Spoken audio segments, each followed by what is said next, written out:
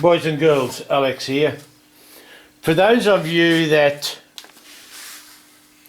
wanted or were interested in the Festool VAC, looks like you're going to be out of luck because in Yankee land they've discontinued the item and they're threatening to discontinue it here in Australia. Whether you can get it elsewhere, I don't know. However, it is still available in Australia. If you haven't seen the VAC or some of my videos that advertise it, here's a quick rundown. It contains this vacuum system. There's another one over here. You can buy them in tandem. To the left of me, which, look, bugger it, I'll show you anyway, there's a sustainer. One of these sustainers is actually the pump that sucks the air. Down there is a foot release pedal, and on top of that you'll notice, well, you won't notice until I tell you, but little egg looking thing is a remote control, foot powered remote control that I've installed on top of the foot release, so I can then release it. Oh, sorry, start up the VAC. Although, look, don't get me wrong, the button is down here somewhere. You can see where my arm is reaching. However, it mightn't always be as convenient, and not only that, I'd much rather foot operate and have both my hands available. How it works is, look, here we go, we've got a piece of melamine circle. I'll turn it on. Oops, turn it on. You can hear the vacuum kick in. Put it on. Once you depress this button, it forms a suction, so put it on and there you are. It's held as tight as a rock. I'm not going to say, I could probably stand on this. Now, interesting thing about this is, I'll release the button. I actually used, no I didn't, no, not for this one. I cut this circle on the table saw, God almighty, bandsaw, using my bandsaw jig. However, I did use this system to route around it and really trim it up. Now, because of the bandsaw, you'll notice that most circle cutters require a plug to be cut. When I first cut this, I was a bit immature and I cut all the way through it, so the hole went all the way through, which made it bloody hard on a suction cup. However, I've just, I normally use a 5mm centering pin, so I've drilled that out to 6mm, slapped the dowel in there just for demonstration purposes, and as you can see, it holds like a charm. The beauty of this VAC is you can twist it, whoops, let's go this way, twist it that way, loosen this, you can rotate it, actually you can rotate it there, however you like, or put it onto whatever angle you might want and do your work with it. Now, the other VAC over here, I've actually made this, and I'll release this. For all it's worth, these vacuum pumps don't work too well on MDF because MDF is too bloody porous. However, once you get to a certain thickness, like I've got here, again, I've plugged with a dowel, it'll hold. Foot lever releases it. This one I don't think will hold because there is a hole right through it. This one, I don't know how well this will hold. Now on this one, I didn't drill the hole right through. It shouldn't hold that well on. Oh yeah, it's holding it because it's fairly thick. I suppose if this MDF was any thinner, and this might be the not so porous MDF, because it's holding on quite well. Anyway, that is, hang on, we'll get rid of this. That is the VAC in a nutshell. However, now that you find is going to be, well, unavailable, and again, it's not because they're dangerous or they're not good. They're quite pricey, and most woodworkers just find it too expensive and wouldn't bother buying it. Look, with me it was a whim.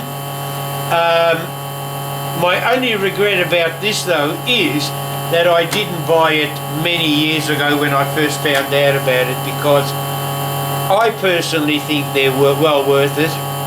The downside is though, they're not great for holding small pieces, although you have all these different heads for holding pieces on, and if you mount one of these heads diagonally across there, put a big plank on here on that one, you can actually hold monstrous sizes when you think about it. Now for this, for small pieces, unfortunately they don't provide you a good enough head. So what I've done is, I thought, look, I'll make this little rubber cap for it. Stupid me though, I put it onto MDF and it was too porous. What I finished up doing is putting quite a few coats of lacquer on it to seal it, and that now, and then this little cross piece pushes down that centre part, so that actually works. Now, have I got something small enough to put on there that normally wouldn't fit on the large one? I'm looking, as you can see, totally organised. Here we are. Here's a bit of timber, put it on there, push down. Oops, let's try that again. Push down, I've got to push down on this as well. No, why isn't this now working?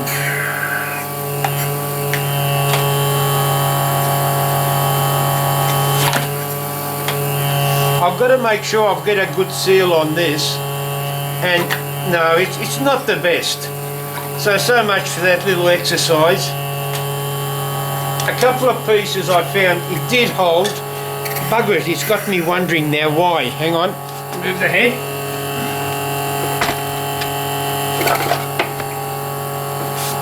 Try this little bit of melamine. There. Okay, that could be very thin and porous wood. Bugger it, so much. See, my demonstration wasn't all that bad.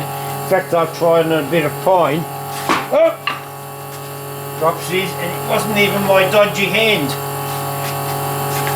Try this. And see how we go. Look, it doesn't necessarily hold as much as that, but again, this was just a proof of concept. I'll probably work on this and get something better, but let's see, does it hold it enough to, well, I can do light planing on that. No, I wouldn't try planing the surface, but still, anyway, gives you an idea. Off with that. Let's forget about it, because you're not going to get one of these anyway now. So what have we got? Let's turn it off. Let's put this back on again. And let me introduce you to something I've just discovered recently, which annoys the shit out of me, because if I knew these existed, I might not have bought the VAC. So maybe, yeah, I'm glad I did know about them. They're called a GRABO. They come in two flavours. This is Mark 1. Now what this is, it's like those suction cups that you lift glass up with and stuff like that. It's quite neat, pristine. As I said, it's a long. I'll show you the other one in a second. It's a long story how I got it, but effectively what you do is you turn this on, press the button here.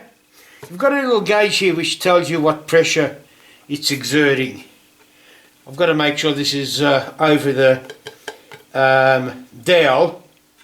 No, actually, I might do it the other way. Put the dowel under there. Turn it on. Its pressure is going up to whatever it is, and there you have it. I'm not going to pull that off. I'll just stop this. The problem with this is continually running, and it's only got this little dial. So I shall put it back into its little cage and get out GRABO Mark II. Or actually I think they call it the GRABO Pro. Oh look, I'll tuck it in later. There we go. The GRABO Pro. Looks very similar. In fact, in a dark room you wouldn't tell the difference. Well, maybe you wouldn't. Okay, the beauty of these, both this one and the other one, comes with a lithium-ion battery, rechargeable. The original one came with 2 batteries, the new one only comes with 1, but seeing as how I've got the original, I've now got 3 batteries. Again, it's got the switch, and that little dial down there has been replaced by this display unit. Both of them have these little lugs attached, and we'll get into that in a second. Again, switch it on.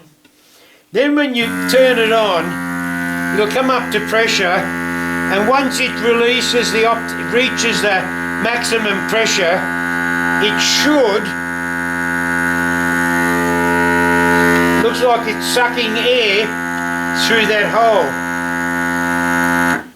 because theoretically when it reaches maximum pressure, here we go,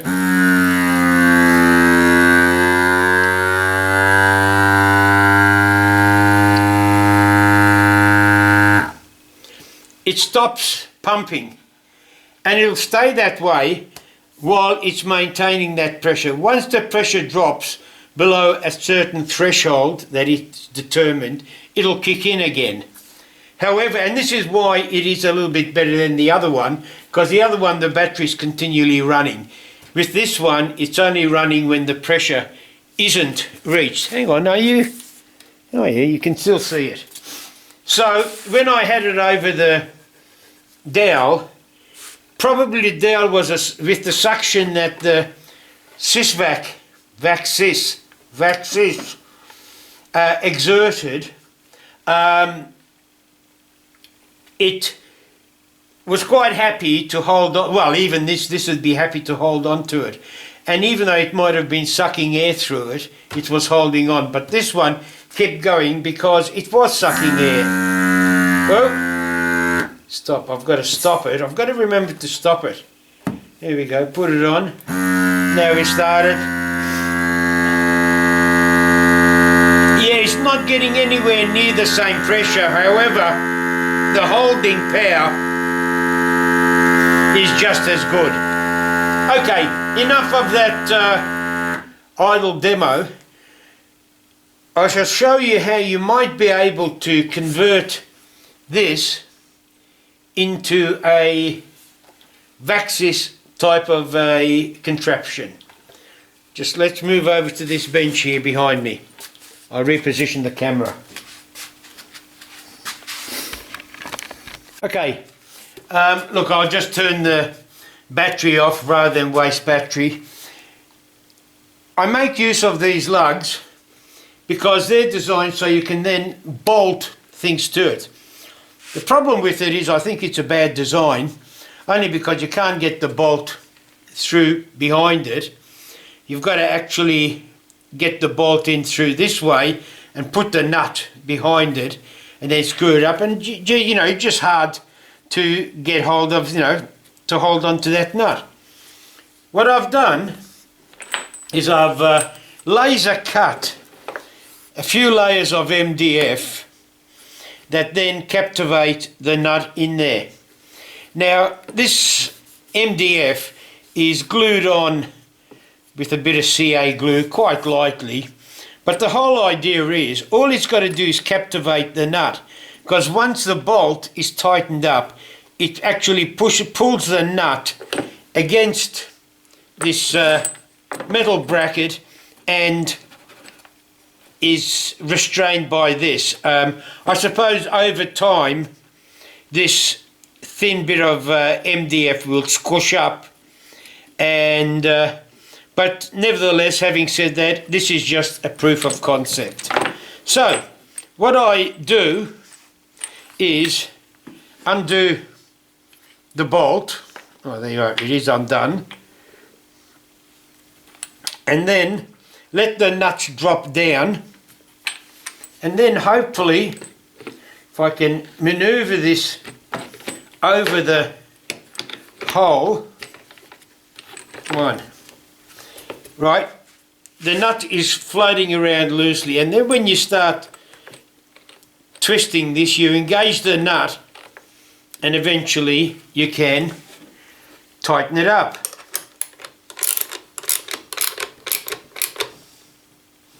No, hang on, I'll do it this way.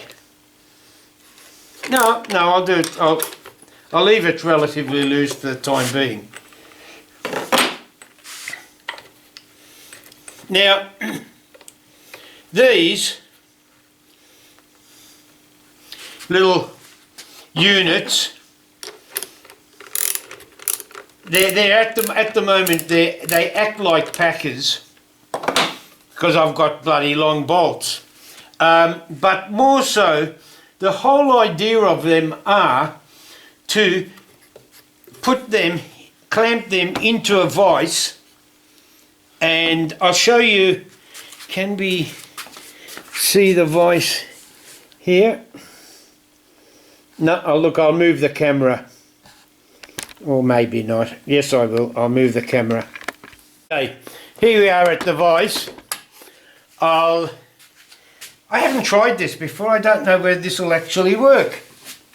Again, you guys are always... Hey, it does fit. As I say, this is just, oh, looks like I've even got enough room to crank up the vise. There's not much timber holding it. Now that I'm here, I probably could tighten these nuts. However, now that we've got this in this configuration, switch the battery on, turn the GRABO on, turn the GRABO on, and grab our piece, and here we go. We can now potentially do stuff. Of course, it's not because it's reached the pressure. We can do stuff with it. Look, it's not as stable as the VAC was, but you can then do trim work around the edges, routing work. It will hold it well enough to do routing work. Now, and again, bear in mind this is a big piece. If you had a smaller, and why is this? Yeah, I haven't. Oh look, bugger it. I'll go and tighten the. I'll go and tighten that. Hang on. Hang on. Oh. Tighten this.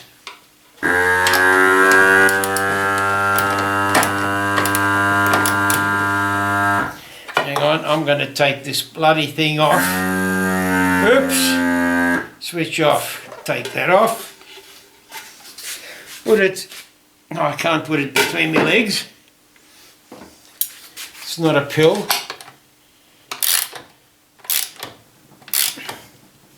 Now, I don't know whether this is going to make any difference.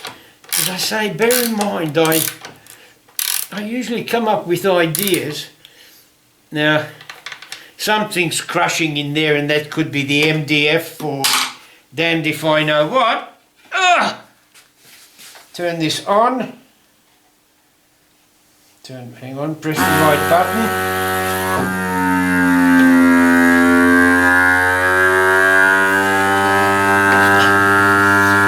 It's a little bit more solid. Look, I'm not... You can't... I was going to say you can hammer it. It's not going to come off with hammering, but it still wobbles. There's too much give in the soft rubber underneath. But you can, I'm sure, you can actually get to, as you can see, do quite substantial aggressive work around it. I'd have no hesitation in slapping our router with the following bit on it and zip around that. Look, it'll bend with the weight of the router, but it's sitting on a solid flat surface. Okay, let's stop this. Initially, I never got to this far. As I said, you're seeing this for the first time, because I have tried something else, and I'll show you the way I first demonstrated this, and you'll see what I mean. Camera off, and I'll move it again. I brought it over here. I'm going to turn battery off. Loosened up the bolts and laid them flat. Now, I have actually trimmed this up, so I've taken away quite a bit of the meat of that, so this would lay flat against this when it's compressed. But the whole idea of it was, as I say, when you saw it in the vise, that was the first time I tried that. Hang on, make sure this stays flat. But when I first tried to use this as a proof of concept, the idea was just to clamp it to the bench here. Again, the whole idea, what I'm trying to emphasize is not that, yeah, this is what you've got to make. This just gives you an idea. Basically, what you need to concentrate is around this area and that area for rigging up some sort of a method of attachment to a vise or a workbench. Now, at the moment, the way I've got this set up, it's linear, as in it can only be horizontal. But there's no reason why you can't attach it like that so it becomes a vertical holder, or put it on some sort of a swinging mechanism to change it. But anyway, at the moment I've only concentrated on horizontal, and I had a couple of clamps that I use. Now this is where hang on, I'll go and get them. Now this is where these TSO lock dogs would come in handy. If you had a flat plate there, you could attach them down there, screw them on, and you've got it attached. Quick way of attaching it to the bench. Being low profile, you wouldn't have to worry about these clamps, because as I said, again, bear in mind, this is just a proof of concept, not something I'd necessarily advocate people doing. But this does hold that there. As I say, if you use these, and I love those little buggers, got this here. Just wipe that down. Just want to get all the dirt and crap off. I think I need to turn the battery on because I turned it off. And bucket if I can remember how. No, there you are. Battery's on. Start it up. And grab a piece of wood.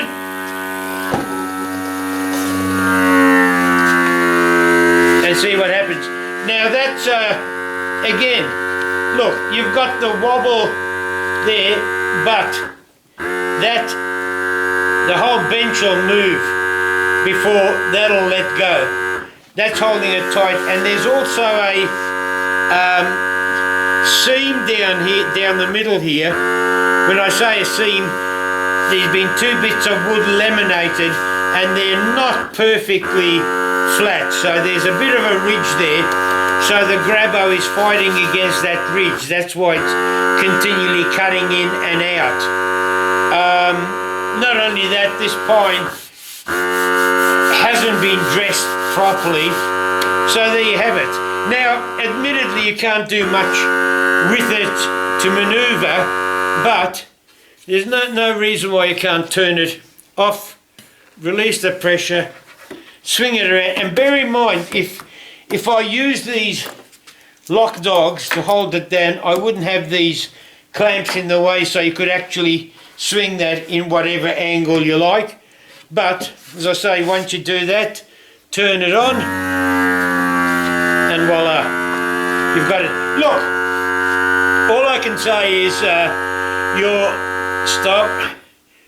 your VAC days are over. You're not going to get them unless you buy 240 volt Australian ones at the moment, or try Europe. But as I say, I do believe Festool is holding back supply, at least in Yankee land and Australia.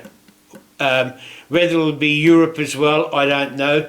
But again, it's more due to popularity rather than inefficiency or lack of performance. The GRABOs are a great alternative. Not only that, look, I've used the GRABO to help me lift cabinets to swing around because of my dodgy arm. You can lift up glass. I can, if you have a look at, I don't know whether no, I don't think I have made a video on it. But look, if you look at Izzy Swan, that's who I found out about the GRABO from. Look at some of Izzy Swan's videos, and believe me, he's much more imaginative than I am. And not only that, hang on. Look, I'll switch it off. I'll show you something else that Izzy does do. When Izzy started plugging the GRABO Mark 1, he also threw in, to anybody that purchased it off him, this 3D printed base plate. It has a air outlet which you can connect, put it on there, connect to a hose, and it makes a perfect vacuum pump.